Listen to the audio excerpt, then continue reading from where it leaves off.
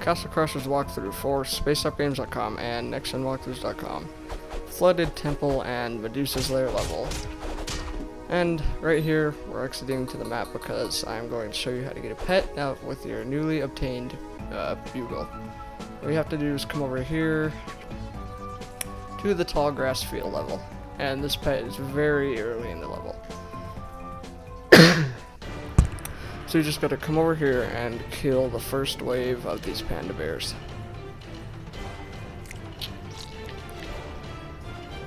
I always like how that one just rolls over. And since you're higher level than when you started here, it should be kind of easy. It should be easier. Then you just gotta pull out your bugle as soon as they all die. And you have the hawk. Pull it right here and you have the hawk. Now what the hawk does is that he will peck enemies when they are down, and he doing constant ones, and he will give you food from defeated enemies. He is really useful to me, but I will be using Spiny, I think, during the last boss, which increases your defense a lot.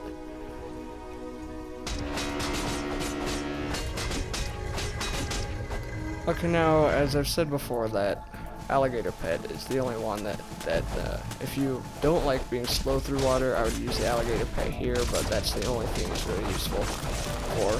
And because right in this level there's a little bit of water, but there's not enough to have the alligator as a pet. And these fish are pretty annoying. You can't do constant damage on them without them running away or hitting you. They don't really have any retaliate things, so you just gotta keep hitting them until they're dead.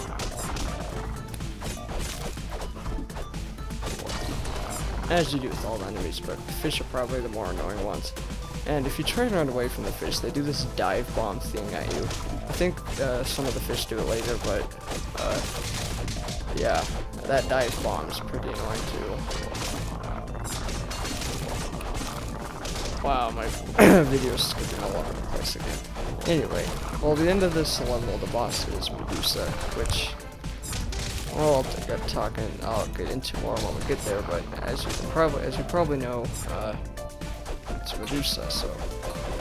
I can already hear there is a little patch of dry land, and then you go back into the water, or the swamp, or whatever.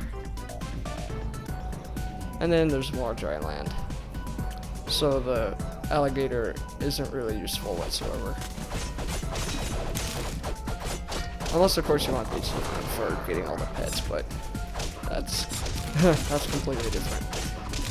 Because achievements aren't useful, and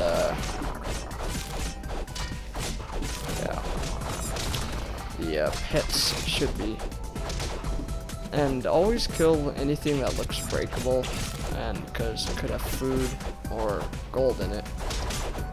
And you obviously need both. And remember to constantly buy potions, as like you've probably seen us, we always start out, like each new level or each new set of levels, we always start out with 5 potions. You always want to do that. Whenever you lose a potion, go buy another one, because that one potion could mean the entire game for you. Yeah, that dive bomb attack can be pretty annoying until you get them to stop. Magic is pretty useful in them too, even though nothing really stuns them, I don't think. Now here you're running into more guys that throw thorns at you, and of course one fish. Now the thorn guys, well, they're just like any other enemy, just knock them down. I guess there's really no strategy for any guy in here. There's a weapon there. I'm not sure what that weapon does. I would imagine that it's worse than the one I have, but I could be wrong and missing out on a good weapon. I really don't know. And I'm kind of unaware of what the best weapon is in the game for, like, I know if you like magic, there's a best magic weapon in the game, and I think that would be the second to last boss. I think that would be his weapon. That's the best one for defense for sure. And,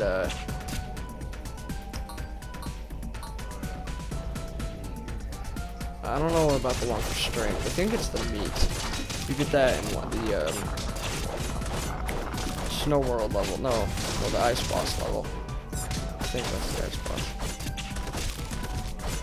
Anyway, well, it's close to the snow world, but the meat raises your strength. I don't know, I want to say 8, but it's probably like 4 or something. And these little things that they hide in can get pretty annoying. Or those stairs, I mean, that you can go in, they can get pretty annoying. So, once again, more breakable things. Now, Medusa is pretty easy to kill if you're on your own because she'll focus on you, but if you're with someone that is just trying to kill her, it can be a lot harder than it needs to be. And right now, like, the best way is to try and keep her facing you and to keep her facing to the left. And also, if you have magic, this is a great place to use it because all you gotta do is use magic on her like 2 times and then block, and you just keep doing that. Or you can melee her and block. And by block, I mean like, well, you want to block because one of the snakes on her head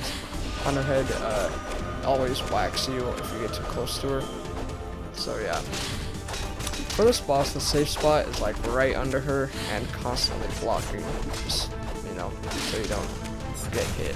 But other than, and that beam that you'll see, it's like a blue beam or whatever, it will freeze you into a heart. I think the green guy gets hit by it part of this video, but that will freeze you into a rock in the shape of a heart, and you have to go back and forth and shake out of it. So, try not to do that. And these snakes that her head spits out are pretty much endless. Oh yeah, there's a heart. But yeah, that's pretty much it for this boss.